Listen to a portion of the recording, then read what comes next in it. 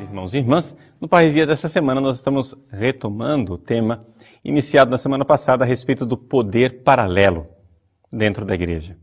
Mas nessa semana gostaríamos de apresentar o mesmo tema de uma forma mais positiva. Você se recorda que na semana passada nós falávamos que o livro Igreja, Carisma e Poder, de Leonardo Boff, cujos 30 anos nós estamos recordando, porque foi publicado exatamente em julho de 1981, ele tinha um postulado básico. Era necessário que nascesse uma nova igreja, uma igreja do carisma, em que todos seriam iguais.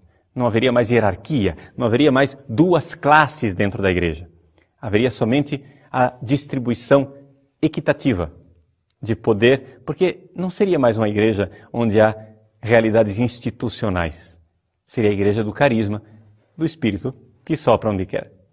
Muito bem, esta mentira do Frei Leonardo Boff é algo que destrói a igreja por dentro. Por quê? Por uma razão muito simples.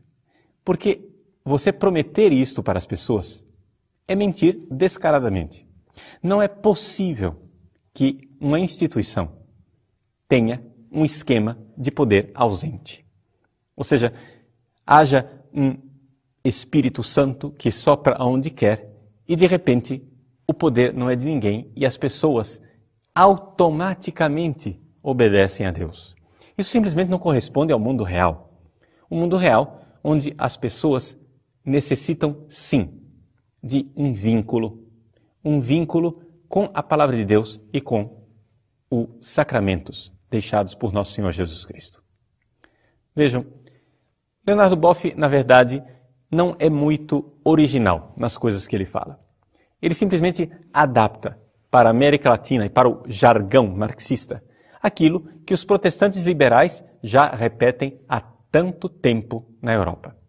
E não somente isso, também os teólogos que pretendem ser católicos e são liberais, na verdade, no fundo, traidores da teologia católica. Um deles é o teólogo Hans Küng. Hans Küng, ele propõe, no seu livro A Igreja, um projeto semelhante àquele de Leonardo Boff, em que haveria uma igreja carismática. Qual é a igreja carismática por excelência, segundo Hans Küng? É a igreja da Carta aos Coríntios. A igreja dos carismas que estão contidos, conforme a descrição de São Paulo, na primeira carta aos Coríntios. Portanto, a igreja de Corinto seria o ideal desejado por Hans Küng. E parece-me também, de alguma forma, deveria ser o ideal daquilo que apresenta Leonardo Boff.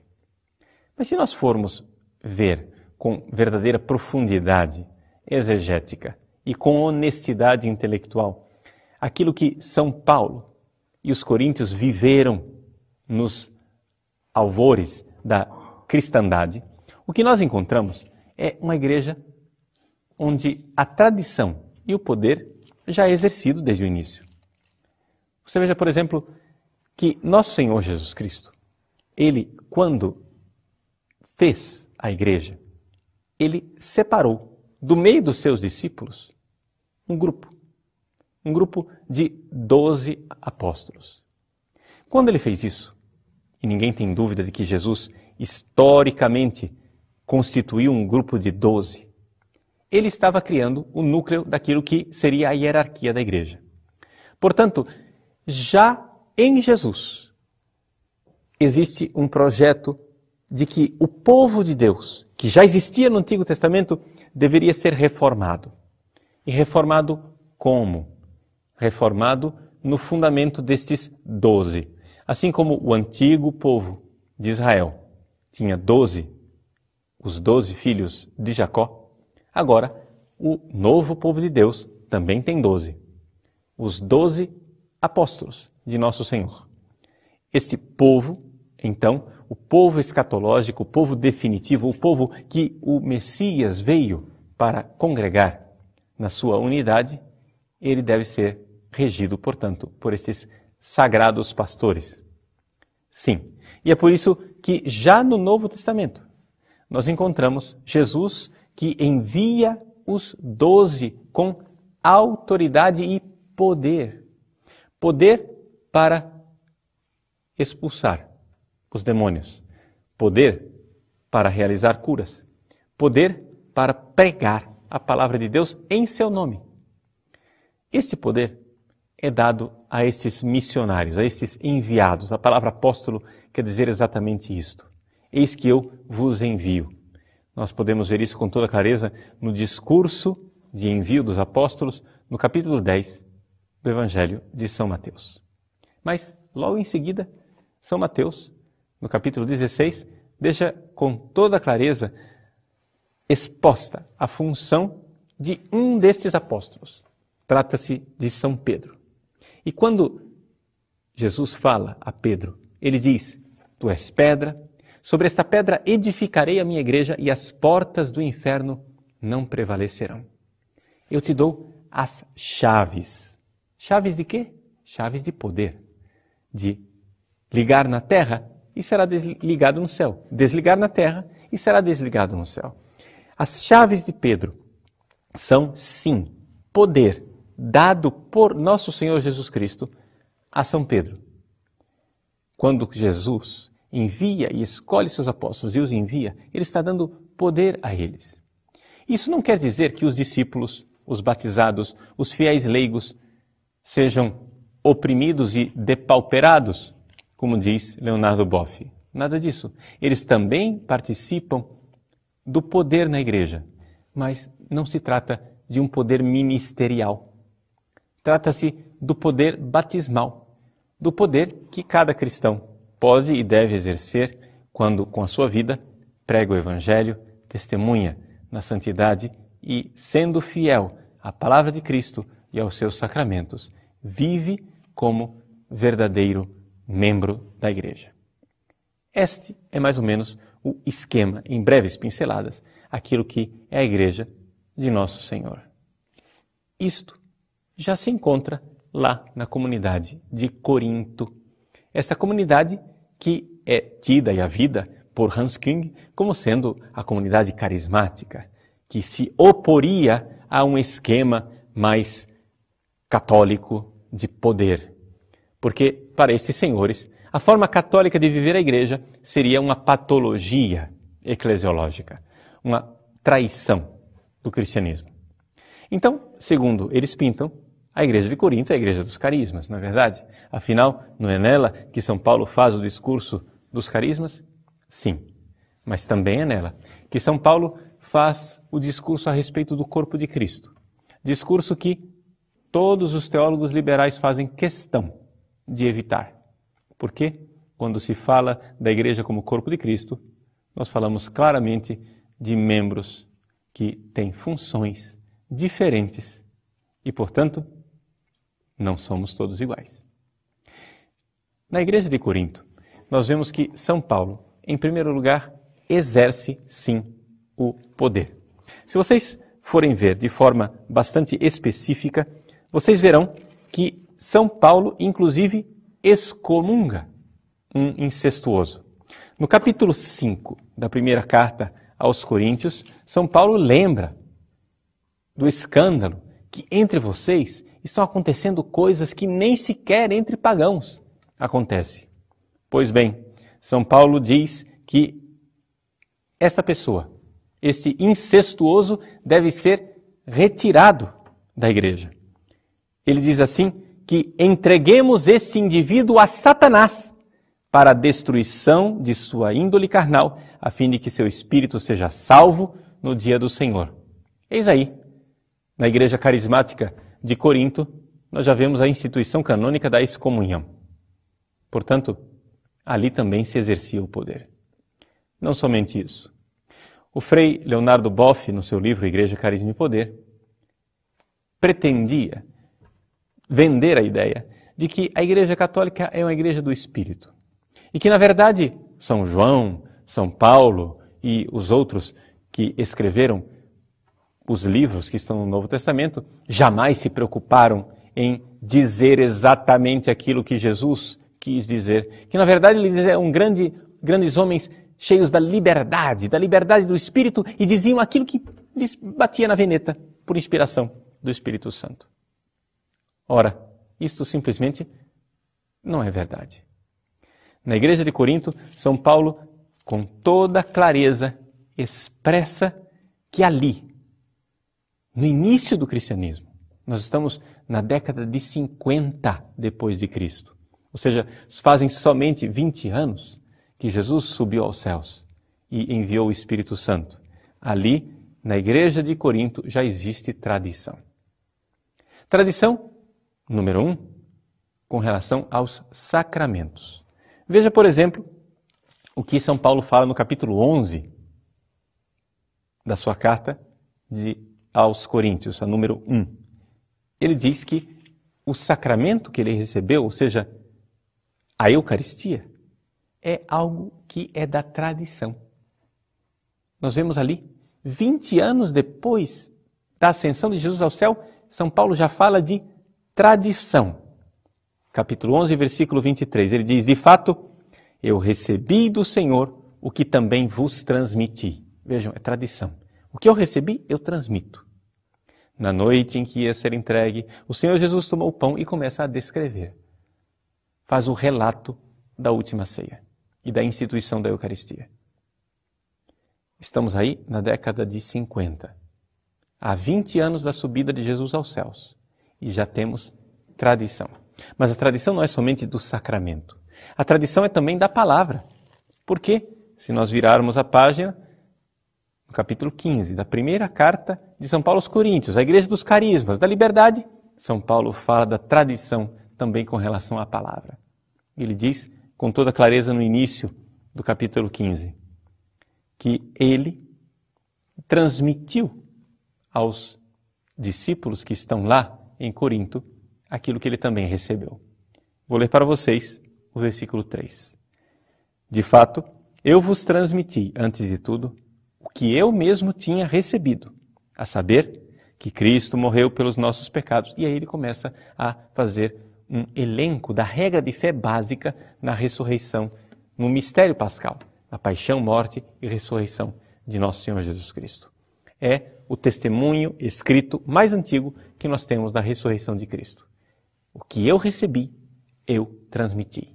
Tradição, logo ali, há 20 anos da ascensão de nosso Senhor ao céu.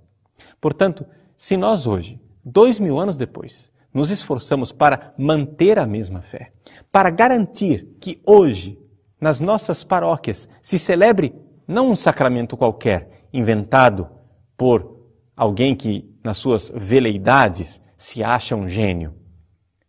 Não um sacramento qualquer, que nas nossas paróquias se celebre o sacramento de Cristo. A Eucaristia, assim como nós a recebemos dos apóstolos. Se nós nos esforçamos nas nossas paróquias para que, na hora da pregação, alguém pregue e diga a palavra, não uma palavra qualquer, não os caprichos dos doutores e teólogos liberais da modernidade, mas a palavra que Cristo deixou aos apóstolos. Se nós nos esforçamos para isso tudo, é porque nós estamos na esteira dos apóstolos, nós estamos na sucessão apostólica. Nós queremos que continue a existir esta mesma igreja de 1 Corinto. Aqui não havia nem sequer Novo Testamento escrito ainda. Os 27 livros do Novo Testamento estavam quase todos ainda no porvir. E, no entanto, São Paulo já atesta a tradição. A igreja nasceu da tradição. E, na verdade, a tradição que faz com que nós recebamos a palavra de Cristo e o seu sacramento tem seus guardiões. Quem são os guardiões da palavra de Deus e do sacramento? O magistério, os sagrados pastores, os ministros de Deus. Portanto, essa é a constituição hierárquica da igreja. A igreja, ela tem hierarquia. A igreja não é uma casa de tolerância onde todos podem fazer o que quiserem. Não, absolutamente não. Na igreja existem os sagrados pastores que têm o dever verdadeiro de colocar garantias para que os sacramentos celebrados sejam os sacramentos de Cristo e a palavra pregada seja a palavra de nosso Senhor Jesus Cristo. É assim que nós vivemos a comunhão na Igreja Católica. Uma comunhão que não é somente entre nós, aqui e agora. Não, mas a Igreja do mundo inteiro e a Igreja de sempre. É muito importante nós mantermos esse princípio católico, porque na ideia de originalidade dos teólogos da libertação, existe um princípio constitutivo claramente anticatólico, que é o seguinte: a teologia da libertação ela é apresentada como sendo a teologia da América Latina. E nós, latino-americanos, tomados de crise de adolescência, porque precisamos mostrar que somos diferentes de papai e mamãe, na verdade, precisamos mostrar que nós somos diferentes daqueles malvados europeus opressores que nos colonizaram e nos oprimiram, nós queremos ser diferentes. Nós queremos ser especiais. E então, inventamos a nossa teologia. É a teologia da América Latina hoje. Ora, nesta pretensão de originalidade, existe algo profundamente anticatólico, como eu já acenei no programa passado. O que é anticatólico? Porque a fé católica é aquilo que é crido, que é transmitido, que é celebrado semper ubique et ab omnibus. Ou seja, nós cremos naquilo que sempre se creu. Nós cremos naquilo que foi crido em todos os lugares. E nós cremos naquilo que é atestado por todos os santos doutores através dos séculos. Muito bem, querer agora ser originais é simplesmente traição. Querer inventar algo de original para nós é querer fundar uma nova igreja.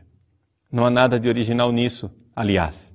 Lutero já fez isso há 5 séculos atrás. E é interessante nós notarmos isto.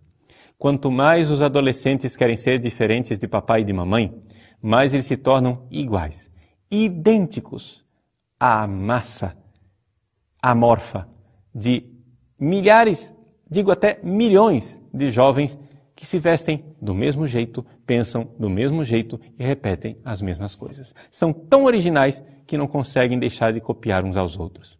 Isso acontece também dentro da teologia. Quanto mais originais querem ser os teólogos latino-americanos, a única coisa que eles conseguem fazer é repetir as velhas heresias protestantes e os avoengos erros dos marxistas. Meus irmãos, é necessário nós acordarmos para a realidade. Esse pessoal fala tanto de realidade, mas se existe uma coisa da qual eles estão absolutamente divorciados, é a realidade. E a realidade é a seguinte: se nós queremos que a Igreja de Cristo se perpetue ao longo dos séculos, é necessário que haja gente responsável por guardar o depósito da fé. Isto já está aqui no Novo Testamento. São Paulo fala claramente a Timóteo e a Tito: guardar o depósito da fé.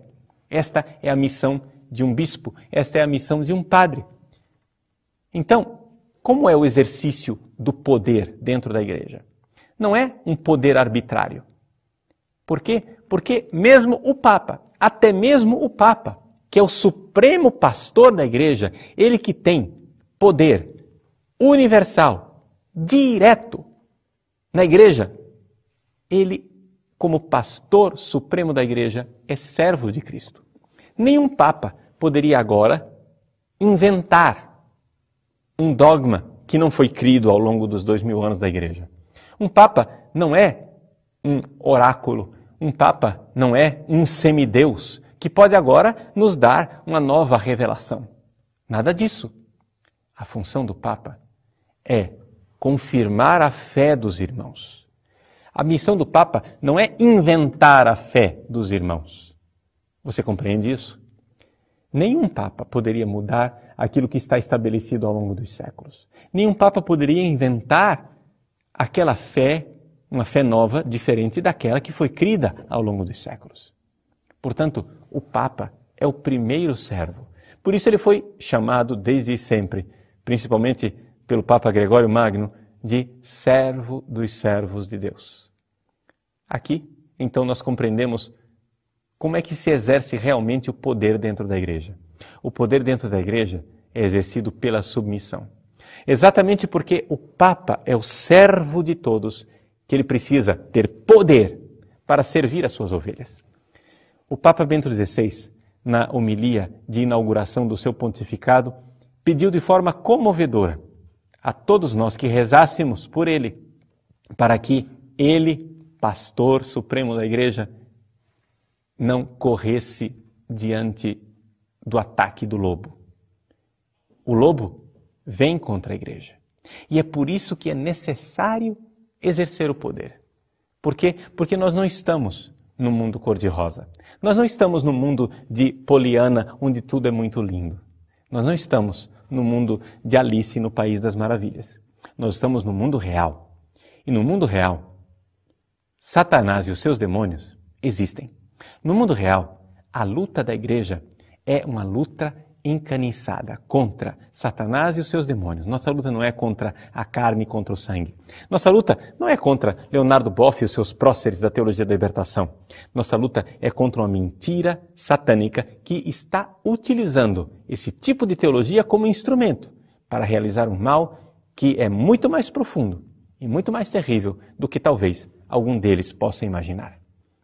Meus irmãos, nós precisamos nos manter firmes, sabendo que é necessário estarmos na solidez da rocha.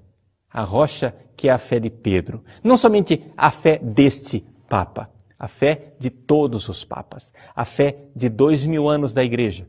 É nesta fé que nós estamos edificados e é exatamente esta fé de 2000 anos que irá prevalecer contra as portas do inferno. Aqui existe verdadeiro poder. O poder de cada batizado quando se submete ao ensinamento de Cristo e à tradição da igreja. Uma pessoa que crê na palavra de Deus faz com que o inferno trema. Por quê? Porque a única arma que Satanás possui é a mentira. E quando você crê na palavra da verdade, você está ali colocando diante do rosto de Satanás e dos seus anjos a realidade de que a palavra dele é sedutora, sim, mas não tem o mínimo fundamento na verdade. A diferença entre a palavra de Deus e a palavra de Satanás é a mesma diferença entre o ferro sólido e uma cortina de fumaça. A palavra de Deus é rocha sólida, em cima da qual nós podemos construir e edificar. A única coisa que Satanás consegue fazer é muito barulho. Sim, e esta é a arma deles. No programa passado, eu explicava para você como é que se exerce um poder paralelo dentro da igreja. Fazer com que os verdadeiros pastores não tenham mais acesso aos seus rebanhos. Quando um bispo se coloca ensinando aquilo que o Papa ensina ao povo de Deus, quando um padre se coloca ensinando aquilo que a tradição da igreja de 2000 anos ensina ao povo de Deus, logo, logo ele é descaracterizado. Ele não é pastor verdadeiro. Ele é simplesmente um tradicionalista que está num esquema de fé engessado que não respeita a realidade da América Latina hoje. Nós precisamos estar unidos à fé da igreja de 2000 anos. E compreender, existem, sim, lobos em pele de ovelhas. Mas o pior de tudo não é o lobo com pele de ovelha, é o lobo com cajado de pastor.